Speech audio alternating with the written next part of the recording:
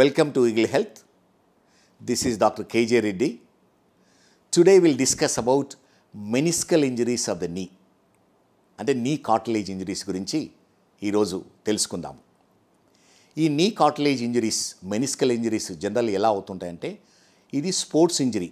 Football, mainly football, tennis, any sports ఏమవుతుంది, twisting injury of the నీ ఉండడం వల్ల మెనిస్కస్ అనేది స్ప్రింగ్, ఇది very important structure of the knee joint.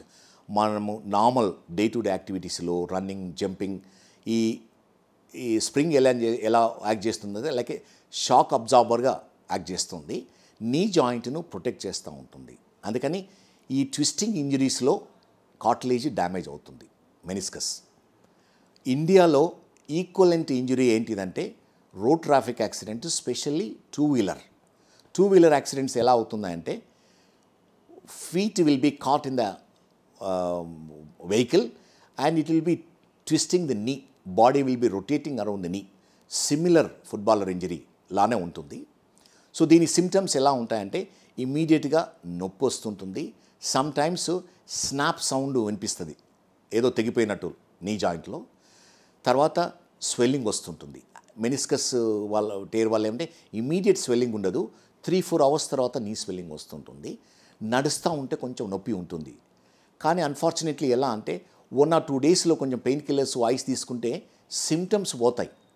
Probably లోపల ఉన్న ఇంజరీ అలానే ఉంటుంది, కానీ సిమ్టమ్స్ ప్రాబబ్లీ సబ్సైడ్ కావడానికి ఛాన్స్ ఉంటుంది. ఎక్స్రేస్ తీస్తే ఎక్స్రేస్ నార్మల్గా ఉంటాయి.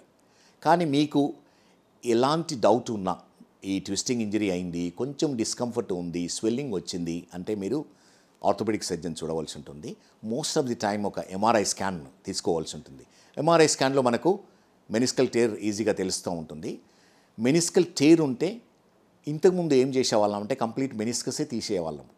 ఆ తీసేయడం వల్ల ఏమవుతుందంటే 10 years తర్వాత everybody got arthritis, osteoarthritis of knee joint.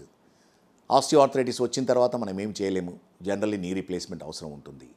కానీ ఈ మెనిస్కస్ ఇమీడియట్గా డయాగ్నోస్ చేసి దాన్ని ట్రీట్ చేసామనుకోండి, మేము ఎలా అబ్జార్బుల్ సూచర్స్ వేస్తాం, కీ హోల్ సర్జరీ వేసి 1 సూచర్తో ఎండోస్కోపిక్ సర్జరీ అంటాం.